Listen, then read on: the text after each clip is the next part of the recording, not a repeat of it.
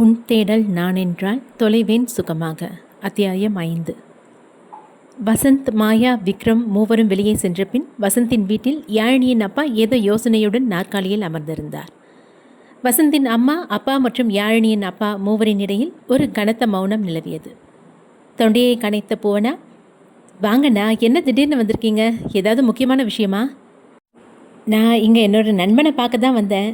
அப்படியே நம்ம வீடு பக்கத்தில் தானே இருக்குது, பார்த்துட்டு போகலான்னு வந்தேன். ஆனால் நான் வந்த நேரம் சரியில்லைன்னு நினைக்கிறேன் என்றார் யாழினியின் அப்பா. என்ன சொல்கிறீங்கண்ணா? நான் ஆசையாக தான் உங்கள் வீட்டுக்கு வந்தேன். ஆனால் நான் வீட்டுக்குள்ளே வரும்போது ஒரு பொண்ணு சத்தமாக பேசிகிட்டு இருந்ததை எதேச்சியாக கேட்க நேர்ந்துச்சு. அது நான் உள்ளே வர்றது சரியான நேரமானு யோசித்தபடியே வெளியே நின்றுட்டேன். அதனால் அந்த பொண்ணு பேசினது முழுசையும் கேட்க வேண்டியதாக போச்சு என்றார். அண்ணா, அந்த பொண்ணு வசந்தோட படித்த பொண்ணு, 6 வருஷமாக பழக்கம். நம்ம வீட்டுக்கு அடிக்கடி வருவா. நல்ல பொண்ணு தான். ஆனால் இன்றைக்கி அந்த பொண்ணு இப்படி பேசுவான்னு நாங்களே எதிர்பார்க்கல என்றார் புவனா. என்னம்மா சொல்கிற? அந்த பொண்ணு உன்னை அத்தைன்னு சொல்லுது, அவரை மாமான்னு சொல்லுது. அதுவும் இல்லாமல் மாப்பிள்ளையை தலையில் அடிக்கிற மாதிரி பேர் சொல்லி கூப்பிடுது. அவங்க நல்ல ஃப்ரெண்ட்ஸுண்ணா, நீங்கள் தப்பாக எதுவும் எடுத்துக்காதீங்க. என்னம்மா சொல்கிற? அந்த பொண்ணு என்னடானா தான் மாப்பிள்ளையை காதலிக்கிறேங்கிற விஷயத்த அவர்கிட்ட சொல்லிட்டேன்னு சொல்லுது. அப்படின்னா அவருக்கும் அந்த பொண்ணு மேலே ஒரு ஈர்ப்பு இருக்குன்னு தானே அர்த்தம். அப்படியெல்லாம் ஒன்றும் இல்லைண்ணா. வசந்த் நான் சொல்கிற பேச்சை மீற மாட்டான். என்னம்மா சொல்கிற? இதனை நம்ம காலமா? அப்பா அம்மா பார்த்து வைக்கிற பொண்ணையோ இல்லை பையனையோ மட்டும் கல்யாணம் பண்ணிக்கிறதுக்கு? ஆனால் நம்ம வசந்த் அப்படி இல்லை என்றார் அவன் அம்மா. இங்கே பாருமா, நீ தான் என்னோட வீட்டுக்கு வந்து என்னோட பொண்ணை உன்னோட பையனுக்கு கல்யாணம் பண்ணி கொடுக்கணும்னு கேட்ட, நினைவில் இருக்கா? ஆமாண்ணா, நான் தான் கேட்டேன். உங்கள் பொண்ணை பிடிச்சிருந்ததால தானே என்னோட பையனுக்கு கேட்டேன். ஆனால் இங்கே நடக்கிறத பார்த்தா உன் பையன் என்னோட பொண்ணை கல்யாணம் பண்ணிக்க மாட்டான் போல இருக்கே. வசந்தின் அப்பா சிவசுந்தரம் என்ன பேசுவதென்று தெரியாமல் அமர்ந்திருந்தார். புவனா எப்பொழுது இந்த பெண்ணை பார்த்தால், எப்பொழுது இவரை பார்த்து பெண் பார்க்க வருகிறேன் என்று சொன்னால் என்று எதுவுமே தெரியாததால் என்ன பேசுவதென்று அவருக்கு புரியவில்லை. இத்தனை விஷயங்கள் நடந்திருக்கும் போதும் தன்னிடம் எந்த ஆலோசனையையும் புவனா கேட்காததும், பிறகு அதை பற்றி எதுவும் தெரிவிக்காததும் அவருக்கு மிகுந்த வருத்தத்தை கொடுத்தது. எதேச்சையாக சிவசுந்தரத்தை பார்த்த புவனா அவரின் முகவாட்டத்தை கண்டு இங்கு நடப்பது எதுவும் அவருக்கு பிடிக்கவில்லை என்பதை புரிந்து கொண்டாள். வசந்தின் மீது இருந்த நம்பிக்கையால் அவள் செய்த காரியங்கள் எல்லாம் இப்பொழுது அவளுக்கு எதிராக திரும்பிவிட்டதை உணர்ந்தாள். அவளுக்கு என்ன செய்வதென்று தெரியவில்லை. தனது கணவரிடமும் மகனிடமும் கலந்து பேசாமல் அவனுக்கு தானே பெண் பார்த்தது தவறோ என்று தோன்ற ஆரம்பித்தது. இங்கே பாருமா, உன்னோட பேச்சை நம்பி நல்ல குடும்பமாக இருக்கே, பையனும் நல்ல வேலையில் இருக்கானேன்னு கல்யாண பேச்சை ஆரம்பிச்சது தப்போன்னு இப்போ எனக்கு தோணுது. அப்படிலாம் இல்லைண்ணா, வசந்த் கண்டிப்பாக என்னோட பேச்சு கேட்பான். அந்த பொண்ணு பேசுகிறத பெருசாக எடுத்துக்காதீங்க. நீங்களே வசந்த் அந்த பொண்ணை வேணான்னு சொன்னதை கேட்டிருப்பீங்களே. அதை எப்படி நம்புறது? திடீர்னு விஷயம் வெளியே வந்துருச்சேன்னு கூட அவர் அப்படி பேசியிருக்கலாம் இல்லையா? நீங்கள் எதுக்கும் கவலைப்படாதீங்கண்ணா.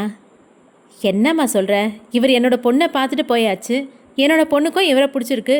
இப்போ இந்த பொண்ணு ஏதாவது பேசி இவர் மனசை கலைச்சிட்டு அவர் என் பொண்ணை வேணான்னு சொல்லிட்டா அப்புறம் என் பொண்ணோட வாழ்க்கை என்ன ஆகுறது? அப்படி எதுவும் நடக்காதுண்ணா.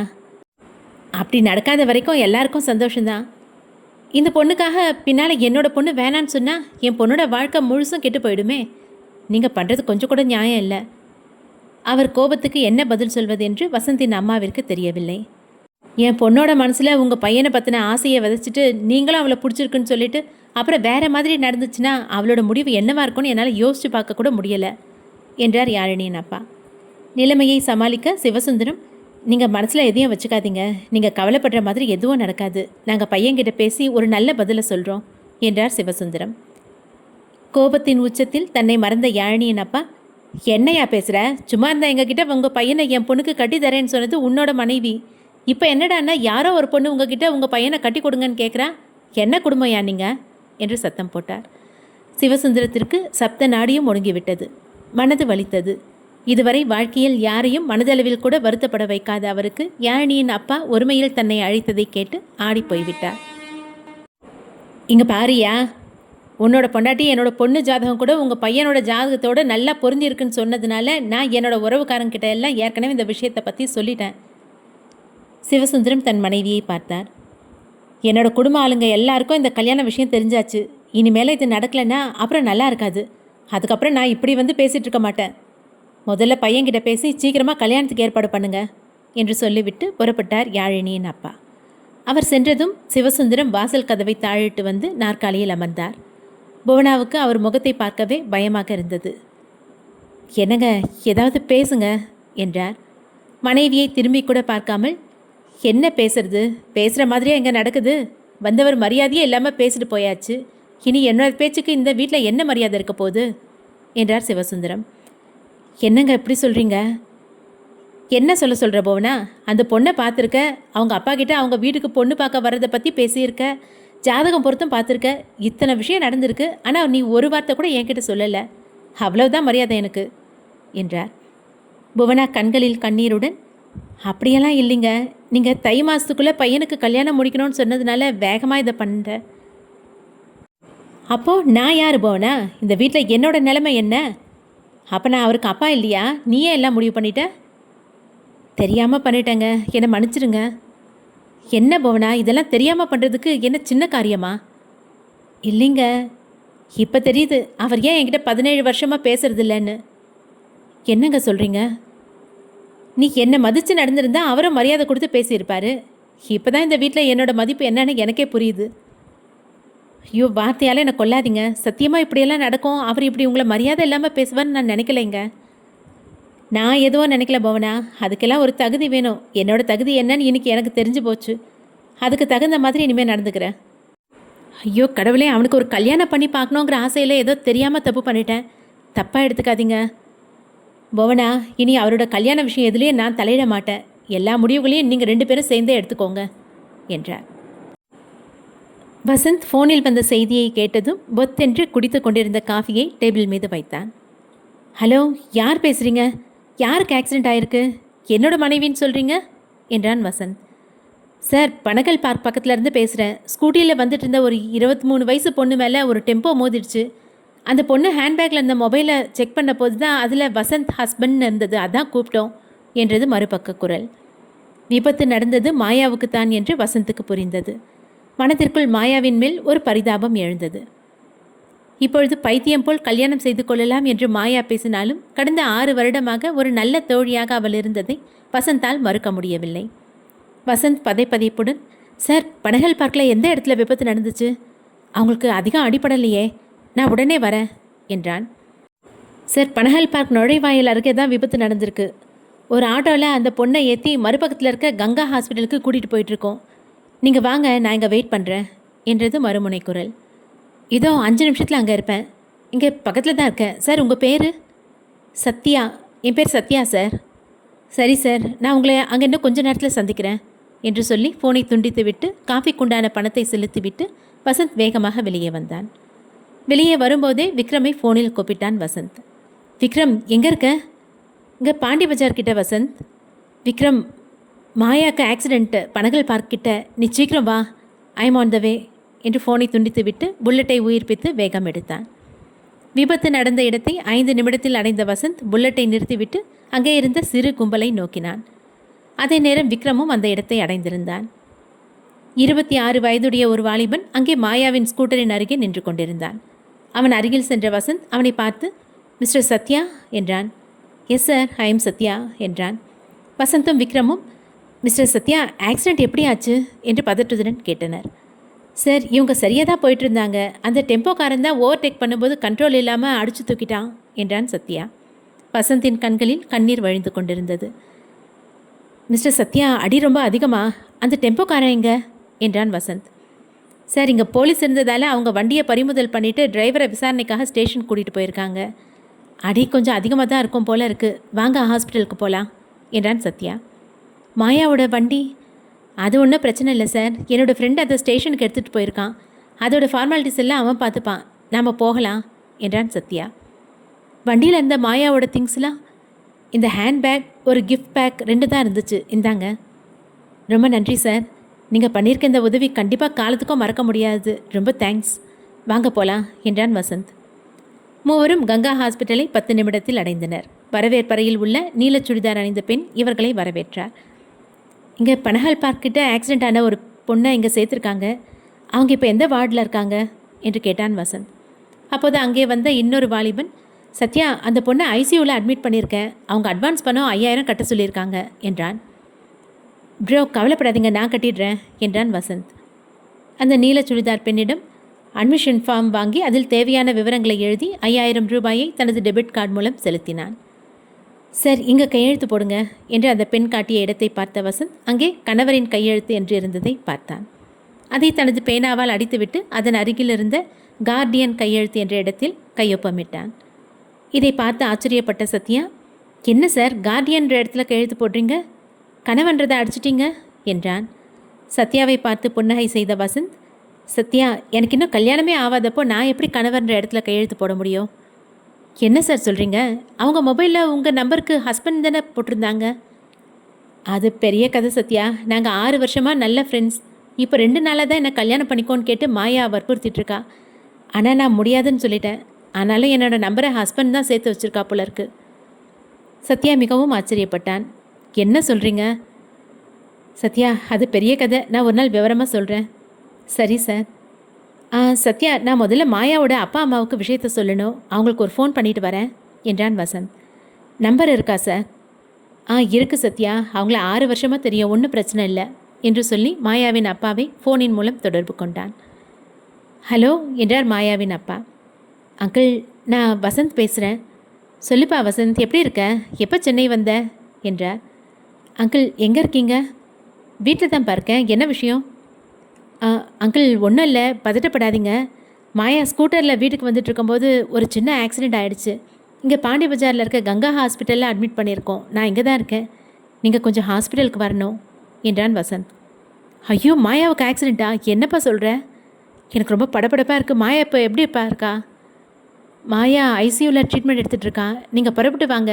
தனியாக கார் ஓட்டிகிட்டு வர வேண்டாம், டிரைவரை ஓட்டிகிட்டு வர சொல்லுங்கள். சரிப்பா, இன்னும் 1/2 மணி நேரத்தில் அங்கே இருப்பேன் என்று ஃபோனை வைத்தார் மாயாவின் அப்பா. அடுத்த 1/2 மணி நேரத்தில் கங்கா ஹாஸ்பிட்டலில் இருந்தனர் மாயாவின் அம்மாவும் அப்பாவும். மாயாவின் அம்மா கண்ணீருடன், வசந்த், என்னப்பா ஆச்சு மாயாவுக்கு? எங்கே இருக்கா? இப்போ எப்படி இருக்கா என்றார். வாங்க அங்கிள், மாயாவை பார்த்துட்டு வரலாம் என்று ஐசியூவிற்கு அழைத்து சென்றான் வசந்த். மாயாவின் அம்மாவையும் அப்பாவையும் மட்டும் உள்ளே அனுமதித்தனர். மாயா படுக்கையில் இருந்தால் ஆக்சிஜன் கொடுக்கப்பட்டு இருந்தது. ஆஸ்பத்திரி உடையை அணிந்திருந்தாள். கைகளின் நரம்பு வழியே மருந்தும் குளுக்கோஸும் உடம்புக்குள் போய்கொண்டிருந்தது. தலையில் கட்டும், உதட்டில் அடிபட்டு அதனால் வழிந்த ரத்தம் உதட்டின் ஓரம் உறைந்தும் இருந்தது. மருத்துவர்கள் காயங்களை துடைத்து கொண்டிருந்தனர். மயக்க நிலையில் இருந்த மாயாவுக்கு எதுவும் நினைவில் இல்லை. மாயாவின் அம்மாவுக்கும் அப்பாவுக்கும் அழுகை முட்டி கொண்டு வந்தது. புடவை தலைப்பாலும் கைக்குட்டையாலும் வாயை மூடி அழுகையை கட்டுப்படுத்தி கொண்டனர். வெளியே கண்ணீருடன் வந்த அவர்களை வசந்தும் விக்ரமும் சத்யாவும் ஆறுதல் சொல்லி தேற்றிக் கொண்டிருந்தனர். அப்போது அங்கே வந்து டாக்டர், அநேகமாக கை கால் 2ம் முறிஞ்சிருக்கோன்னு நினைக்கிறேன். எக்ஸ்ரே எடுத்து பார்த்தா தான் சரியாக சொல்ல முடியும். ஆனாலும் அவங்க எழுந்து நடமாட குறைஞ்சபட்சம் 2 மாதம் ஆகும் என்றார். மாலை 6 மணிக்கு மாயா கண் விழித்தாள். கண்களை சுழல விட்ட மாயா தான் ஆஸ்பத்திரியில் இருப்பதை பார்த்தாள். கைகளை அசைக்க முடியவில்லை. கால்களில் பெரிய கட்டு போடப்பட்டிருப்பதை பார்த்தாள். பாட்டில்களில் அடைக்கப்பட்ட குளுக்கோஸ் மாயாவின் கைகளில் குத்தப்பட்டிருந்த ஊசியின் வழியே வஞ்சனை இல்லாமல் உடலுக்குள் போய்கொண்டிருந்தது. கண்களை சுழற்றியவள் அவளுடைய அம்மாவும் அப்பாவும் கவலையோடு உட்கார்ந்திருப்பதை பார்த்து மெலிதாக புன்னகைத்தாள். மாயா கண்ணு முழிச்சிட்டியா? என்னடா கண்ணு இப்படி ஆயிடுச்சு? உனக்கு ஆக்சிடென்ட் கேள்விப்பட்டது எங்கள் உயிரே போன மாதிரி இருந்துச்சு என்றார் மாயாவின் அம்மா. எனக்கு ஒன்றும் இல்லைம்மா, சின்ன அடிதான், 2 நாளில் சரியாயிடும். என்னமோ போ மாயா, பார்த்து ஜாக்கிரதையாக வண்டியை ஓட்டிகிட்டு வரக்கூடாதா? இல்லைம்மா, நான் சரியாக தான் ஓட்டிகிட்டு வந்தேன். அந்த வண்டியை ஓட்டிகிட்டு வந்தவன் தான் ஒழுங்காக ஓட்டாமல் என்னை அடித்து தூக்கிட்டான். என்னமோ போமா, ஏதோ இந்த மட்டும் பழிச்சு வந்ததே கடவுள் புண்ணியம். தனக்கு இடதுபுறம் வசந்தும் விக்ரமும் நின்று கொண்டிருப்பதை பார்த்தாள் மாயா. விபத்தின் உபாதையால் சற்றே தளர்ந்திருந்தவள் வசந்தை பார்த்து மெல்ல கண்ணடித்தாள். வசந்த் ஒரு வருத்தமான புன்னகையை உதிர்த்தான். டாக்டர் உள்ளே வந்து, hello Maya, how are you? கவலைப்பட வேணாம், you will be all right என்றார். கேஸ் ஹிஸ்ட்ரி படித்துவிட்டு, இடது கையிலையும் இடது கால்லையும் ஃப்ராக்சர் இருக்கான்னு பார்க்கணும், ஒரு எம்ஆர்ஐ எடுக்கணும் என்றார். எடுத்துடலாம் என்றான் வசந்த். டாக்டர் சீட்டி எழுதி கொடுக்க ஒரு அட்டெண்டர் மாயாவின் உடம்பில் குத்தப்பட்டிருந்த இலவச இணைப்புகளை எடுத்துவிட்டு சக்கரத்துடன் கூடிய அந்த படுக்கையை ஸ்கேனர் இடத்திற்கு தள்ள முற்பட்டான். ஒருவராக தள்ள முடியாத நிலையில் வசந்த் உதவ முன் வந்து அவளுடன் சேர்ந்து அந்த படுக்கையை தள்ளிக்கொண்டு ஸ்கேன் சென்டர் நோக்கி நடக்க ஆரம்பித்தான். மாயாவுக்கு பேச வேண்டும் என்ற ஆசை இருந்தாலும் உடலில் இருந்த களைப்பின் காரணமாய் பேச முடியவில்லை. ஸ்கேன் எடுத்து 1 மணி நேரத்தில் அதன் முடிவுகள் டாக்டரிடம் கொடுக்கப்பட்டன. இடது கையிலும் காலிலும் எலும்பு முறிவு இருப்பது தெரிந்தது. அன்று இரவே மாயாவுக்கு ஒரு சிறிய சர்ஜரி நடந்து கை மற்றும் காலில் கட்டுகள் போடப்பட்டு ஒரு தனி அறையில் படுக்க வைக்கப்பட்டாள். சர்ஜரிக்காக கொடுக்கப்பட்ட மருந்தினால் மாயா ஆழ்ந்த நித்திரையில் இருந்தாள். வசந்த் வீட்டிற்கு சென்று படுக்கையில் விழும்போது இரவு 12 மணி ஆனது. அடுத்த நாள் ஞாயிற்றுக்கிழமையாக இருந்தாலும் வசந்த் காலையில் சீக்கிரமே எழுந்து தயாராகினான். வசந்த், மாயாவுக்கு இப்போ எப்படிப்பா இருக்கு? பாவம் அந்த பொண்ணு, போய நம்ம வீட்டில் சாப்பிட்டு போகும்போது தான் இப்படி ஆகணுமா என்றார் அவன் அம்மா. இப்போ பரவாயில்லம்மா, ராத்திரியே ஆப்ரேஷன் ஆயிடுச்சு. இடது கையிலையும் கால்லையும் ஃப்ராக்சர், கட்டு போட்டிருக்காங்க. எப்படியும் ஒரு 2 வாரம் ஆஸ்பத்திரியில் இருக்க வேண்டியிருக்கும். ஐயோ பாவம், நீ இன்னைக்கு ராத்திரி ஊருக்கு போகணும் இல்லையா? அப்பாவை டிக்கெட் போட சொல்லட்டுமா? அப்பொழுதுதான் தன் ஆஃபீஸர் பரீட்சையில் தேர்வு பெற்றதை இன்னும் அம்மாவிடம் சொல்லவில்லை என்பது நினைவுக்கு வந்தது. வசந்திற்கு மிகவும் வருத்தமாக போய்விட்டது. சிறு வயது முதல் எந்த ஒரு சின்ன விஷயமாக இருந்தாலும் அம்மாவிடம் மறைக்காமல் சொல்லிவிடுவான். இவ்வளவு ஒரு சந்தோஷமான விஷயத்தை எப்படி சொல்ல மறந்து போனேன் என்று தன்னைத்தானே நொந்து கொண்டான் வசந்த். தலை சிலுப்பியபடி, அம்மா சொல்ல மறந்துட்டேன். எங்கள் பேங்க்கில் ஆஃபீஸர் ப்ரொமோஷனுக்காக எழுதின பரீட்சையில் நான் பாஸ் பண்ணிட்டேன். நாளைக்கு அது சம்மந்தமாக ஹெட் ஆஃபீஸ்க்கு போக வேண்டியிருக்கு. அதனால் நாளைக்கு ராத்திரி தான் புறப்படுவேன் என்றான் வசந்த். வாவ், எக்ஸாமில் பாஸ் பண்ணிட்டியா? அப்போ திரும்பி சென்னைக்கே வந்துடுவியா வசந்த்? ரொம்ப சந்தோஷம் என்று சொல்லி அவன் கைகளை பிடித்து குலுக்கி வாழ்த்துக்கள் சொன்னார். வசந்த் சற்று தள்ளி நின்றிருந்த சிவசுந்தரத்தை மெல்ல பார்த்தான். வசந்த் பேசியதையெல்லாம் கேட்டபடி இருந்த அவர், ரொம்ப சந்தோஷம் என்று சொல்லிவிட்டு, பவனா, நான் கொஞ்சம் வெளியே போயிட்டு வரேன் என்று சொல்லி சட்டையை போட்டுக்கொண்டு கிளம்பினார். இருவரையும் மாறி மாறி பார்த்த புவனா பெருமூச்சறிந்தார். ஏன்பா வசந்த், இந்த சந்தோஷமான விஷயத்த அப்பா கிட்ட நீயே சொல்லியிருக்கலாம்ல? யோசனையுடன், சொல்லாமதாம்மா இருந்தேன், அதுக்குள்ளே அவர் கிளம்பிட்டாரு என்று சொல்லி சமாளித்தான் வசந்த். பொய் சொல்லாத வசந்த், அவர் அங்கே இருக்கிறது உனக்கு தெரியும். அவரை கூப்பிட தயங்குன நீ அவருக்கு கேட்கணுன்னு தானே சத்தமாக என்கிட்ட விஷயத்த சொன்ன. எப்படியோ அவருக்கு விஷயம் தெரிஞ்சிடுச்சுல்ல.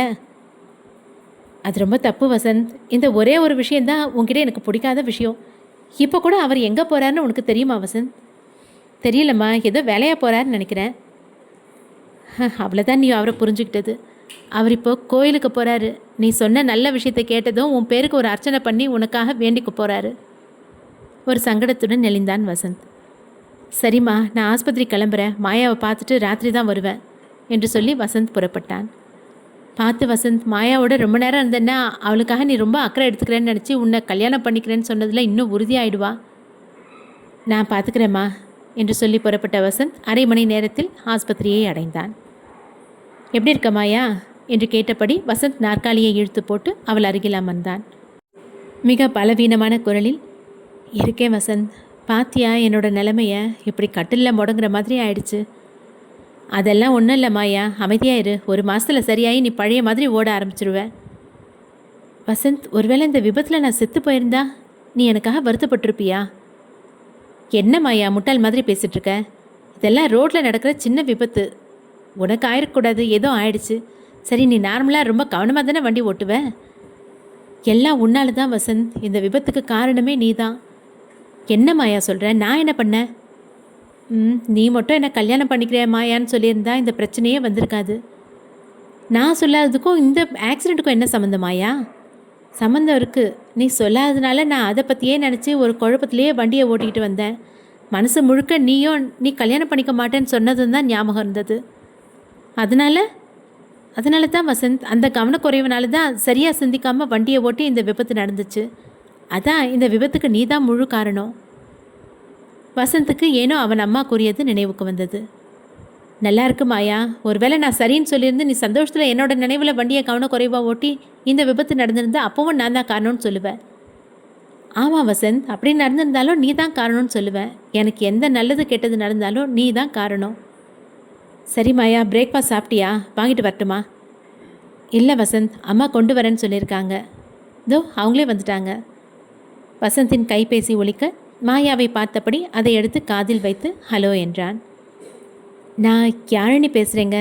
நேற்று மதியம் அப்பா நம்ம வீட்டுக்கு வந்தப்போ ஒரு பொண்ணு உங்களை தான் கல்யாணம் பண்ணிப்பேன்னு அத்தைக்கிட்ட சண்டை போட்டுட்டு இருந்தாலாமே. அப்போ என்னை பொண்ணு பார்த்துட்டு போனதுக்கு என்ன அர்த்தம் என்றாள். வாசல் கதவு தட்டப்பட புவனா சென்று கதவை திறந்தார். கருப்பு நிற வேஷ்டியும் சட்டையும் அணிந்து சபரிமலைக்கு மாலை போட்டிருந்த சிவசுந்தரம் நேரே தனது அறைக்குள் சென்று ஒரு பாயை தரையில் விரித்து அதன் மீது அமர்ந்து ஒரு புத்தகத்தை படிக்க ஆரம்பித்தார். வசந்தின் அம்மா அறைக்குள் சென்று என்னங்க இது திடீர்னு மாலை போட்டுக்கிட்டீங்க? காலையில் கோயிலுக்கு போகும்போது கூட என்கிட்ட சொல்லவே இல்லையே என்றார். ரொம்ப நாளாக மலைக்கு போகணும்னு நினச்சிட்டு இருந்தேன், அதான் மாலை போட்டுக்கிட்டேன் என்றார். சும்மா சொல்லாதீங்க, உங்களை எனக்கு நல்லாவே தெரியும். நீங்கள் எப்போவாவது தான் கோயிலுக்கு போவீங்க. அப்படி போனீங்கன்னா கண்டிப்பாக வசந்துக்காக ஏதாவது வேண்டிக்கிட்டு இருந்திருப்பீங்க. உண்மை சொல்லுங்கள், இப்போ கூட நீங்கள் வசந்துக்காக ஏதோ வேண்டிக்கிட்டு தானே மாலை போட்டிருக்கீங்க? மனைவியை பார்த்த அவர், ஆமாம் போவனா, நம்ம ஜோசியர் ஆறுமுகத்தை போன வாரம் பார்த்து அவரோட ஜாதகத்தை காமிச்சேன். என்ன ஜோசியரை பார்த்தீங்களா? என்ன சொல்கிறீங்க? அவர் என்ன சொன்னாருங்க? இன்னும் 10 மாதத்துக்கு அவருக்கு மனசு சங்கடப்படும்படியாக விஷயங்களும் உடம்புல அதிக காயங்கள் ஏற்படுற மாதிரி சில சம்பவங்களும் நடக்கும்னு சொன்னார். ஐயோ, என்ன சொல்கிறீங்க? ஏன் இதை என்கிட்ட சொல்லலை? சொன்னால் நீ கவலைப்படுவ, அதனால் அவர் இஷ்ட தெய்வத்தை வேண்டி ஒரு மண்டலம் விரதம் இருந்தால் பாதிப்பு குறையும்னு சொன்னார். ஆனால் அவனால் இதை பண்ண முடியாதுங்க. அவன் ஆஃபீஸ் போகிறவன், சின்ன பையன். அவனால் இதெல்லாம் பண்ண முடியுமா? வேறு ஏதாவது பரிகாரம் பண்ணலாமா? அவரால் முடியலன்னா அம்மாவோ அப்பாவோ இருக்கலான்னு சொன்னார் என்றார் சிவசுந்தரம். அதனால் அதான் மனசு சரியில்லை பவனா. இந்த மாயா யாழினி விஷயத்தால் அவரோட மனசு கஷ்டப்படுறதையும் பார்த்த உடனே என்னால் எப்படிம்மா சும்மா இருக்க முடியும்? அதுக்காக தான் மாலை போட்டுக்கிட்டீங்களா? ஆமாம் பவனா, அவரோட பிரச்சனைகள் எல்லாம் தீர்ந்து அவர் சந்தோஷமாக இருக்கணும்னு தான் உடனே நான் மலைக்கு வரேன்னு வேண்டிக்கிட்டு ஒரு மண்டலம் விரதம் இருக்க மாலை போட்டுக்கிட்டேன். ஏங்க, என்கிட்ட சொல்லியிருந்தா நான் விரதம் இருந்திருப்பேனேங்க. நீங்கள் ஏன் கஷ்டப்படுறீங்க? இல்லைம்மா, அவர் ஐயப்பனுக்கு தான் விரதம் இருக்கணும்னு சொன்னார். இது ரொம்ப கடுமையான விரதம், அதனால தான் நானே இருக்கலான்னு முடிவு பண்ணிட்டேன். நீங்கள் அவனுக்காக எல்லாம் பண்ணுறீங்க, ஆனால் அவன் இதெல்லாம் புரிஞ்சுக்கிட்ட மாதிரியே தெரியலையேங்க. எல்லாம் நாளடைவில் சரியாக போயிடும் போவனா. நீங்கள் என்னமோ சொல்கிறீங்க. அவன் உங்களை புரிஞ்சுட்டு உங்கள் கூட சந்தோஷமாக சிரித்து பேசினா அதுவே எனக்கு போதுங்க. 2 பக்கமும் எரிந்து கொண்டிருக்கும் ஒரு மரக்கட்டையின் நடுவில் மாட்டிக்கொண்ட ஒரு எறும்பை போல் அவதிப்பட்டு கொண்டிருந்தான் வசந்த். ஒரு புறம் மாயாவின் பிடிவாதம், மறுபுறம் யாழினி கேட்கும் கேள்வி என்று இருமுனை தாக்குதலில் மாட்டிக்கொண்டு முழித்து கொண்டிருக்கும் வசந்துக்கு என்ன பேசுவதென்று புரியவில்லை. ஹலோ, லைனில் இருக்கீங்களா என்ற யாழினியின் குரல் கேட்டு நனவுலகத்திற்கு வந்தான் வசந்த். சொல்லுங்க. நீங்கள் தான் சொல்லணும். நேற்று அத்தையோடு பேசின பொண்ணு யார்? நேற்று காலையில் சிவா விஷ்ணு கோயிலில் நம்ம 2 பேரும் பேசிகிட்டு இருக்கும்போது அங்கே வந்து உங்களை கூட்டிகிட்டு போனாங்களே, அவங்களா? நீண்ட பெருமூச்சு விட்ட வசந்த், ஆமாங்க, அவங்க நேற்று எங்கள் வீட்டுக்கு வந்து என் அம்மா கிட்ட வந்து என்னை கல்யாணம் பண்ணி கொடுங்கன்னு கேட்டது உண்மைதான். இது நியாயமாங்க? வெள்ளிக்கிழமை என்ன பொண்ணு பார்த்துட்டு போயிருக்கீங்க, சனிக்கிழமையே ஒரு பொண்ணு உங்கள் வீட்டுக்கு வந்து உங்களை கல்யாணம் பண்ணிக்க உங்கள் அம்மா கிட்ட கேட்குறான்னா அதுக்கு என்ன அர்த்தம்? இங்கே பாருங்கள் யாழினி மேடம், அவங்க அப்படி கேட்பாங்க நிச்சயமாக எனக்கோ இல்லை எங்கள் அம்மாவுக்கோ தெரியாது. எங்களுக்கே அது ஒரு அதிர்ச்சி தான். யாருங்க அவங்க? அவங்க என் கூட காலேஜில் படித்தவங்க, 6 வருஷமாக தெரியும். அவங்க என்னோடய ஃப்ரெண்டு, நல்ல புத்திசாலி. ஓ, புத்திசாலியா? அவங்கள உங்களுக்கு ரொம்ப பிடிக்குமோ? எப்படிங்க ஒரு பொண்ணு ஒரு ஆணுக்கு ஃப்ரெண்டாக இருக்க முடியும்? ஏன் இருக்க முடியாது? நாங்கள் இல்லையா? மனசு தான் காரணம். நல்ல நட்புக்கு ஆண் பெண் பேதம் கிடையாதுங்க. அப்படி நல்ல நட்போட பழகினவங்க எப்படிங்க திடீர்னு உங்களை கல்யாணம் பண்ணிக்கிறேன்னு சொல்லுவாங்க? அப்போ இத்தனை நாளாக நட்பாக பழகினதெல்லாம் வேஷமா? வசந்துக்கு பொறுமை கொஞ்சம் கொஞ்சமாக போய்கொண்டிருந்தது. ஆனால் இப்பொழுது அவன் இருக்கும் நிலையில் யாரையும் கோபித்து கொள்ள முடியாது. அவன் பொறுமையாக, நீங்கள் சொல்கிறது சரிதான் மேடம், அவன் நல்ல நட்போடு தான் பழகிட்டு இருந்தா. ஆனால் ஏதோ ஒரு சந்தர்ப்பத்தில் ஏதோ ஒரு காரணத்துக்காக அவன் இந்த மாதிரி ஒரு முடிவை எடுத்திருக்கா. நீங்கள் தயவு செஞ்சு என்னை வாங்க போங்க மேடம்னு கூப்பிடாதீங்க. என்னை யாழினின்னு பேர் சொல்லியே கூப்பிடுங்க. மனசு கஷ்டமாக இருக்குது. நாளைக்கே என்னை கல்யாணம் பண்ணிக்க போகிறவர் நீங்கள் தானே? வசந்துக்கு அயற்சியாக இருந்தது. இதே வசனத்தை மாயா சொன்னது நினைவுக்கு வந்தது. இந்த பொண்ணுங்களே எப்படி தானா? எப்படி திடீர்னு அதிக உரிமை எடுத்துக்கிறாங்க? யாழினி மேடம், கொஞ்சம் புரிஞ்சுக்கோங்க. No madam please. ஒரு பெருமூச்சுடன், சரி யாழினி, இதுதான் சரி. இப்போ சொல்லுங்கள், என்னோடய அப்பாவுக்கு உங்களையும் உங்கள் குடும்பத்தையும் ரொம்ப பிடிச்சிருக்கு. உங்கள் வீட்டுக்கு தான் என்ன மருமகளாக்கணும்னு ரொம்ப தீவிரமாக இருக்காரு. புரியுது யாழினி. இப்போ சொல்லுங்கள், எங்கள் அப்பாவோட ஆசை நிறைவேறணுன்னா நம்ம திருமணம் கண்டிப்பாக நடக்கணும். யாழினி, உங்கள் தாத்தா பாட்டி என்னை பார்க்கணுன்னு அவங்க அப்பா சொல்லியிருக்காரு. அவங்களுக்கு என்ன பிடிக்கணும், அப்புறம் தானே கல்யாணம்? ஆமாங்க, ஆனால் உங்களை என்னோடய தாத்தா பாட்டிக்கு கண்டிப்பாக பிடிக்கும். பார்க்கலாம் யாழினி, என்ன நடக்குமோ அதுதான் நடக்கும். கண்டிப்பாக நம்ம கல்யாணம் என்னோடய அப்பாவோட ஆசைப்படி நடக்கும். ஆனால் இனிமேல் நீங்கள் உங்களோட ஃப்ரெண்டை, அதான் அந்த பொண்ணை விட்டு கொஞ்சம் தள்ளி இருங்க. இன்னும் சொல்லப்போனால் அவளை கல்யாணம் பண்ணிக்க முடியாதுன்றதை நீங்கள் கண்டிப்பாக சொல்லிடணும். வசந்திற்கு தலையே வலிக்க ஆரம்பித்தது. காலையிலிருந்து ஒன்றும் சாப்பிடாததால் பசி வேறு அவன் வயிற்றை கிள்ளியது. சரி யாழினி, கொஞ்சம் வேலை இருக்குது, நான் அப்புறம் பேசுகிறேன். சரிங்க, நான் சொன்னதெல்லாம் நினைவில் வச்சுக்கோங்க. பாய் என்று ஃபோனை துண்டித்தாள் யாழினி. கையில் இருந்த ஃபோனை வெறித்து பார்த்தபடி இருந்தான் வசந்த். தனக்கும் யாழினிக்கும் இடையே நடந்த உரையாடலை யோசித்து பார்த்தான். சற்று சலிப்போடு ஃபோனை கையில் பிடித்தபடி மாயா படுத்திருந்த அறைக்குள் நுழைந்த வசந்த், என்ன மாயா, பிரேக்ஃபாஸ்ட் சாப்பிட்டியா என்றான். ஆச்சு வசந்த், நீ சாப்பிட்டியா? பரவாயில்லையே மாயா, சாப்பிட்டு முடித்த உடனே கேட்குற, கெட்டிக்காரி தான். அப்போ நீ இன்னும் சாப்பிடலையா? சாரி வசந்த், நீ சாப்பிட்ருப்பேன்னு நினச்சேன். எப்படி மாயா, காலையில் 7:30 மணிக்கே இங்கே வந்துட்டேன், எப்படி சாப்பிட்ருப்பேன்? என்னப்பா வசந்த், சொல்லியிருந்தா உனக்கும் சேர்த்து டிஃபன் எடுத்துகிட்டு வந்திருப்பேனே என்றார் மாயாவின் அம்மா. பரவாயில்ல ஆண்டி, அதெல்லாம் பிரச்சனை இல்லை, நான் இங்கே பக்கத்தில் இருக்க A to Bயில் சாப்பிட்டுக்கிறேன் என்றபடி வசந்த் வெளியே வந்தான். 2 இட்லி, 1 வடை, 1 காஃபிக்கு உண்டான தொகையை கொடுத்து விட்டு சுயசேவையாக அதை வாங்கி அமர்ந்து சாப்பிட்டு விட்டு அரை மணி நேரத்தில் ஆஸ்பத்திரிக்குள் நுழைந்தான் வசந்த். வசந்த், உனக்கு இப்போ ஏதாவது வெளியே போகிற வேலை இருக்கா என்றார் மாயாவின் அம்மா. என்ன வேணும் ஆண்டி, ஏதாவது வாங்கிட்டு வரணுமா? இல்லை வசந்த், என்னோட தங்கைங்க 2 பேரும் இன்றைக்கி மதியம் வந்துடுவாங்க. அவங்க வந்துட்டா நானும் அவங்க 2 பேரும் சேர்ந்து மாற்றி மாற்றி இங்கே இவ்வளோ பார்த்துக்குவோம். என்ன வேணும் ஆண்டி? இல்லை, நீ இங்கே இருந்துன்னா நான் வீட்டுக்கு போய் இவளுக்கு வேண்டியதை சமைச்சு எடுத்துக்கிட்டு வந்துடுவேன் என்றார் மாயாவின் அம்மா. ஒன்றும் பிரச்சனை இல்லை ஆண்டி, நான் இங்கே இருக்கேன், நீங்கள் போயிட்டு வாங்க என்ற வசந்திடமும் மாயாவிடமும் சொல்லிவிட்டு மாயாவின் அம்மா புறப்பட்டார். வசந்த், அந்த சேரை போட்டு என் பக்கத்தில் உட்காரு என்றாள் மாயா. வசந்த் நாற்காலியை எடுத்து மாயாவின் வலதுபுறம் படுக்கையை ஒட்டி அமர்ந்தான். மாயா கொஞ்சம் சிரமத்துடன் தனது வலக்கையை எடுத்து ஊன்றி மெல்ல உடம்பை மேலே இழுக்க முயற்சிக்க அது வலியை உண்டாக்க மெல்ல என்றாள். என்ன மாயா, என்ன செய்து? டாக்டர் கூப்பிடவா? இல்லை, கொஞ்சம் ஹெல்ப் பண்ணு, கொஞ்சம் சாஞ்சு உட்காரணும். நோ மாயா, லெஃப்ட் ஹேண்டும் லெஃப்ட் காலும் அடிபட்டிருக்கு, இன்றைக்கி ஒரு நாள் மட்டும் அசையக்கூடாதுன்னு டாக்டர் சொல்லியிருக்காரு என்று சொல்லி கட்டிலின் கீழே இருக்கும் விசையை சுழற்றி படுக்கையை கொஞ்சம் சாய்ந்த நிலையில் வைத்தான். தேங்க்ஸ் வசந்த் என்ற மாயா தனது வலது கையால் படுக்கையின் மேல் வைத்திருந்த வசந்தின் கையை பிடித்தாள். ஒரு நண்பனாக அவளுடன் பல சந்தர்ப்பங்களில் அவளுடன் பயணித்திருந்தாலும் கைகளை குலுக்கி காலை வணக்கங்கள் கூறி வந்ததாலும் வசந்த் வேறு எந்த எண்ணமும் இல்லாமல் அவளது கைகளை தன் 2 கைகளுக்குள் சிறை வைத்தான். மாயா, கவலைப்படாத, ஜஸ்ட் இன்னும் 2 மாதத்தில் பழைய மாயாவா நீ ஓடி ஆடி நடக்கலாம். படுத்திருந்த மாயாவின் கண்களிலிருந்து கண்ணீர் வழிந்து கொண்டிருந்தது. வசந்த், அந்த ஆக்சிடெண்ட்டில் நான் செத்து போயிருக்கலாம் என்றாள். முட்டாள் மாதிரி பேசாத மாயா, இது ஜஸ்ட் ஒரு சின்ன ஆக்சிடெண்ட், ஏன் இப்படி பேசுகிற? மனசுக்கு கஷ்டமாக இருக்குது. இல்லை வசந்த், உண்மை தான் சொல்கிறேன். உன்னை கல்யாணம் பண்ணிக்கணும்னு ஆசைப்பட்டேன், ஆனால் நீ மாட்டேன்னு அடம் பிடிக்கிற. வண்டி ஓட்டும்போது உன்னே நினச்சிக்கிட்டு ஓட்டினேன், அப்போ தான் ஆக்சிடெண்ட் ஆச்சு. மாயா, சும்மா இரு. இல்லை வசந்த், நான் ஒருவேளை இறந்துருந்தா உன்னோட நினைவுகளோடையே இறந்துருப்பேன். அப்படியே என் ஆசைகளோட என்னோட ஆத்மா உன்னையே சுற்றி சுற்றி வந்திருக்கோம்ல. என்ன பேச்சு மாயா, சின்ன குழந்தை மாதிரி பேசுகிற? பிறப்போ இறப்போ நம்ம கையில் இல்லை. அதே மாதிரி தான் கல்யாணமோ யாருக்கு யாருன்னு அந்த கடவுள் ஏற்கனவே எழுதி வச்சுருப்பான்.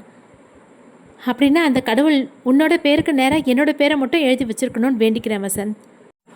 அப்படி தான் நடக்கும்னு எழுதி வச்சுருந்தா அப்படியே நடக்கட்டும் மாயா, இப்போ மனசை குழப்பிக்காமல் அமைதியாக இரு. அறைக்கு வெளியே நின்றிருந்த வசந்தின் அம்மா வசந்தும் மாயாவும் மிக நெருக்கமாய் கைகளை கோர்த்தபடி இருப்பதை பார்த்தபடி இருந்தார்.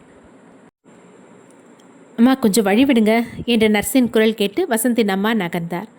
கதவை திறந்து கொண்டு உள்ளே சென்ற நர்ஸை தொடர்ந்து வசந்தின் அம்மாவும் மாயா படுத்திருந்த அறைக்குள் சென்றார். என்னம்மா மாயா, எப்படி இருக்க? பார்த்து வண்டியை ஓட்டியிருக்கக்கூடாதா? பாரு, இப்போ நீ தானே கஷ்டப்படுற என்றார் வசந்தின் அம்மா. வாங்க அத்தை என்று எழுந்திருக்க முயன்ற மாயாவை, நீ எந்திரிக்க வேணாம் மாயா, பேசாமல் படுத்துக்கோ என்றார். வசந்த் மெல்ல தனது கைகளை மாயாவிடமிருந்து விடுவித்து கொண்டான். இதை கவனித்தார் வசந்தின் அம்மா.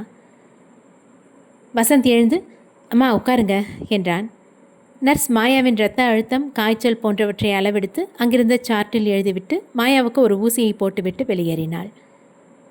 அத்தைக்கு காஃபி ஆர்டர் பண்ணு வசந்த் என்று முனகினாள் மாயா. அதெல்லாம் வேணாம் மாயா, இப்போ தான் டிஃபன் காஃபி சாப்பிட்டுட்டு வரேன், நீ சாப்பிட்டியா என்றார். ஆச்சுமா என்றாள் மாயா. சரிம்மா மாயா, நான் புறப்படுறேன், உடம்ப பார்த்துக்கோ. அம்மா, அம்மா அப்பா இல்லையா? இப்போ தான் போகிறாங்க அத்தை, மதிய சாப்பாடு செஞ்சு எடுத்துகிட்டு வர வீட்டுக்கு போயிருக்காங்க. அது வரைக்கும் வசந்த் தான் என்னை பார்த்துக்கணும் என்றாள் மாயா. வசந்தின் அம்மாவுக்கு மனது ஒப்பவில்லை. ஆனால் இப்பொழுது ஒன்றும் பேச முடியாத நிலை. ஆனால் மாயா இந்த சூழ்நிலையை பயன்படுத்தி தன் பரிதாபத்தால் அவன் மனதை மாற்றி கல்யாணம் வரை கொண்டு போய் விடுவாளோ என்ற ஒரு பயம் மனதில் எழுந்தது. சரிம்மா, நான் புறப்படுறேன். வசந்த் ராத்திரி சாப்பாட்டுக்கு வீட்டுக்கு வந்துரு என்று சொல்லிவிட்டு புறப்பட்டார். வசந்த் அவரை வாசல் வரை சென்று ஒரு ஆட்டோ பிடித்து அனுப்பி வைத்துவிட்டு மாயாவின் அறைக்கு வந்தான். மாயா, ஜூஸ் ஏதாவது குடிக்கிறியா என்றான். கொஞ்ச நேரம் ஆகட்டும் வசந்த், முதல்ல இங்கே வந்து உட்காரு. பேசாமல் தூங்கு மாயா, நான் இங்கே உட்காந்துட்டு ஏதாவது புக் படிக்கிறேன். இல்லை, நீ இங்கே வா என்று எந்திரிக்க முயல. வேணா மாயா, உடம்ப வருத்திக்காத என்று அருகில் அமர மாயா மறுபடியும் அவன் கைகளை பற்றி கொண்டாள். வசந்த், நீ இப்போ என் கூட இருக்கிறது எனக்கு எவ்வளோ சந்தோஷமாக இருக்குது தெரியுமா என்றாள். பதில் ஏதும் சொல்லாமல் வசந்த் சிரித்தான். வசந்த், நீ சிரிச்சா ரொம்ப அழகாக இருக்குது. பளிச்சுன்னு தெரிகிற உன்னோட வரிசையான பற்களும் ஒரு வசீகரமும் அப்படியே எந்த பொண்ணையும் சுண்டி இழுக்கும். சரி மாயா, ரெஸ்ட் எடு. இல்லை வசந்த், உன்னோட இருக்க ஒவ்வொரு வினாடியும் நான் இழக்க விரும்பலை. உன்னை பார்த்துக்கிட்டே இருக்கணும், உன்னோட கையை இப்படி பிடிச்சிக்கிட்டே இருக்கணும், உன்கிட்ட பேசிகிட்டே இருக்கணும். இதை தவிர உலகத்தில் இப்போ வேறு எதுவும் தேவையில்லை வசந்த். வசந்துக்கு சங்கடமாக இருந்தது. தேவையில்லாமல் மாட்டிக்கொண்டு விட்டோமே என்ற எண்ணம் எழுந்தது. சிரித்தபடி, மாயா, நேற்று ராத்திரி தான் உனக்கு ஆப்ரேஷன் ஆகிருக்கு. உனக்கு வலி தெரியாமல் இருக்க ஸ்ட்ராங் டோசேஜ் கொடுத்துருக்காங்க. நீ தூங்கினா தான் சீக்கிரம் உடம்பு சரியாகும். நான் இங்கே தான் இருக்கேன், எப்போ வேணுனாலும் நீ என்கிட்ட பேசலாம். ரெஸ்ட் எடு. இல்லை வசந்த், நான் அப்புறம் கூட தூங்கிப்பேன். ஆனால் உன்னோட இருக்க இந்த ஒவ்வொரு வினாடியையும் நான் இழக்க விரும்பலை. வசந்த், உன்னோட எப்படி வாழணும்னு நிறைய கனவு இருக்குது. மாயா, அப்புறமா நிதானமாக இதை பற்றி பேசலாம். வசந்த், வீக்கெண்ட் ஆனால் உன்னோட புல்லட்டில் நம்ம 2 பேரும் வெள்ளிக்கிழமை மாலையில் புறப்பட்டு பாண்டிச்சேரி போகணும். நீயும் நானும் நீல ஜீன்ஸும் ஒயிட் டிஷர்ட்டும் போட்டுக்கணும். மாயா, ஒரு சின்ன பேக்கை வண்டி பின்னாடி கட்டிக்கணும். ஈஸ்ட் கோஸ்ட் சாலையில் வேகமாக போகணும். அப்போ நல்ல குளிரோட காற்று அடிக்கணும். சூரியன் மறைஞ்சி வெளிச்சம் ஒரு மயக்கத்தை கொடுக்கணும். சாலையில் போக்குவரத்து ரொம்ப குறைவாக இருக்கணும். வசந்துக்கு என்ன செய்வதென்று தெரியவில்லை. அப்புறம் வசந்த், புல்லட் ஒரு சீரான வேகத்தில் போயிட்டே இருக்கணும். நான் குளிருக்கு பயந்து உன்னை பின்பக்கத்துலேருந்து இறுக்கி கட்டி பிடிச்சிக்கணும். அப்படியே உன்னோட தோளில் முகம் சாய்ச்சிக்கணும். அப்போ திடீர்னு மழை ஆரம்பிக்கணும். மாயா, ப்ளீஸ் அமைதியாக இரு, எமோஷன் ஆகாத. இதெல்லாம் உன்னை கட்டிக்க போகிறவரோட உனக்கு நடக்கும் என்றான் வசந்த். அது நீ தானே வசந்த். அப்புறம் மழை வந்த உடனே நீ வேகமாக சாலையாரம் ஒரு தாபாவில் வந்து நிறுத்தணும். சூடாக ஒரு கப் டீ உன்னோட கையை கெட்டியாக பிடிச்சிக்கிட்டு குடிக்கணும். வேணாம்மா, மழையில் நனைஞ்சா உடம்புக்கு ஏதாவது வந்துடும்னு சொல்லி என்னை அப்படியே தூக்கிக்கிட்டு மழைக்கு ஒதுங்கணும் என்றாள் மாயா. வசந்த் நிலைமை எல்லை மீறுவதை உணர்ந்தான். இது போன்ற கனவுகள் பெண்களின் மனதில் ஆசையை அதிகமாக்கி காதல் பைத்தியமாக்கி எந்த நிலைக்கும் கொண்டு சென்றுவிடும் என்பதை அவன் அது அறிந்திருந்தான். உடனடியாக இந்த பேச்சை வேறு திசையில் மாற்ற வேண்டும் என முடிவு செய்தான். சரி மாயா, உங்கள் சித்தி இங்கே ஊர்லேருந்து எப்போ வராங்க? இந்நேரம் வந்திருப்பாங்க வசந்த். அப்புறம் நீ என்னை தூக்கிக்கிட்டு மழைக்கு ஒதுங்கின உடனே நான் அச்சுன்னு தும்முனதோ நீ பதப்பதிச்சு இதுக்கு தான் நான் மழையில் நனைய வேணான்னு அப்போவே சொன்னேன். கேட்டா தானே? இப்போ பாரு, சளி பிடிச்சிடுச்சு அப்படின்னு நீ துடிக்கணும். மாயா, உன்னோட கற்பனை கலவே இல்லையா? Please stop. இருடா. அப்புறம் நீ உன்னோட கச்சிஃபை எடுத்து என்னோட தலைக்கு தொடச்சி விடுவ. அப்புறம் குளிரில் நடுங்கிட்டு இருக்க என்னோட வலது கையை பிடிச்சி உன்னோட கையால் தேய்ச்சி சூடேற்றுவ. உன்னோட இந்த எல்லா செயல்களையும் நான் காதலோடு பார்த்து ரசிச்சுட்டே இருப்பேன் என்றாள் மாயா. பதில் எதுவும் பேசாமல் நின்றான் வசந்த். ஏ மாயா, எப்படி இருக்க என்று கேட்டபடி கதவை திறந்து உள்ளே வந்த விக்ரமை பார்த்ததும் தான் வசந்திற்கு மூச்சே வந்தது. பரவாயில்ல விக்ரம் என்று மெல்லிய குரலில் பதில் கூறிய மாயா, போடா விக்ரம், இப்போ தான் வசந்த்கிட்ட ஒரு காதல் பேச்சுவார்த்தை நடத்திக்கிட்டு இருந்தேன், அதை டிஸ்டர்ப் பண்ணிட்டியே என்றாள். ஆஹா, சிவபூஜையில் கரடி போல் வந்துட்டேனே. சரி வசந்த், அப்போ நான் புறப்படுறேன், நீங்கள் உங்கள் பேச்சை கண்டினியூ பண்ணுங்க என்றான் விக்ரம். சும்மா சொன்ன விக்ரம், ஜஸ்ட் ஃபார் ஜோக். சாப்பிட்டியா என்றாள். ஆச்சு மாயா. வசந்த், ஏதாவது ஹெல்ப்? இல்லைடா, மாயாவோட அம்மா மதிய சாப்பாடு கொண்டு வர வரைக்கும் இங்கே மாயாவோட இருக்கணும். அப்புறம் லஞ்சு பக்கத்தில் இருக்க ஹோட்டலில் சாப்பிடணும். அப்புறம் வீட்டுக்கு போகணும். உனக்கு என்ன ப்ரோக்ராம்? ஒன்றும் இல்லை, மதியம் உன்னோட ஒரு சினிமா போகலான்னு ஒரு பிளான். என்ன பண்ணலாம்? நான் இல்லாமல் நீங்கள் சினிமா போகக்கூடாது என்றாள் மாயா. மாயா, இது பிரம்மச்சாரிங்களோட அவுட்டிங், நீ எல்லாம் வர முடியாது. இன்னும் 3 மாதம் எப்படி வெளியே சுத்தாமல் இருக்கிறது? நோ சான்ஸ் என்றான் விக்ரம். நீங்கள் எதுக்கு அவுட்டிங் போகிறீங்கன்னு எனக்கு தெரியாதுன்னு நினைக்கிறீங்களா என்றாள். வீக்கெண்ட் பொண்ணுங்க கலர் கலராக வருவாங்க, அதில் யாராவது மடக்குவாங்களான்னு பார்க்க தானே என்றாள். ஐயோ, அப்படியெல்லாம் இல்லை மாயா, நாங்கள் ரொம்ப நல்ல பசங்க, அந்த மாதிரி எதுவும் இல்லை என்றான் விக்ரம். நீ எப்படியோ போ விக்ரம், ஆனால் வசந்தோட மனதை கெடுத்துடாத. என்ன சொல்கிற மாயா? அவனுக்கு தான் நான் இருக்கேனே விக்ரம். இனிமேல் அவன் வேற எந்த பொண்ணையும் பார்க்க மாட்டான், பார்க்கக்கூடாது. வசந்தும் விக்ரமும் ஒருவரையொருவர் பார்த்து கொண்டனர். சரி மாயா, நாங்கள் எங்கேயும் போல என்றான் விக்ரம். வசந்த் அவனை பார்த்து முறைத்தான். மாயாவின் அம்மா வந்தவுடன் வெளியே போய்விடலாம் என்ற நினைப்பில் இருந்த வசந்துக்கு எரிச்சலாக இருந்தது. சரி விக்ரம், நீ மாயாவோட இரு, எனக்கு கொஞ்சம் வெளியே வேலை இருக்குது. நாளைக்கு ஓசூர் போக டிக்கெட் வேற ரிசர்வ் பண்ணணும். நான் லஞ்சை முடிச்சுட்டு கிளம்புறேன் என்றான் வசந்த். இல்லை வசந்த், சாப்பிட்டுட்டு நாம் கிளம்பலாம் என்றான் விக்ரம். மொபைல் ஒலிக்க வசந்த் ஹலோ என்றான். நான் யாழினி பேசுகிறேங்க. உங்கள் ஃப்ரெண்டு உங்களை தான் கல்யாணம் பண்ணிப்பேன்னு சொல்லி உங்கள் அம்மா கிட்ட சண்டை போட்டுட்டு இருந்தாங்களாமே என்றாள். அடுத்த அத்தியாயம் விரைவில் தொடரும். நன்றி.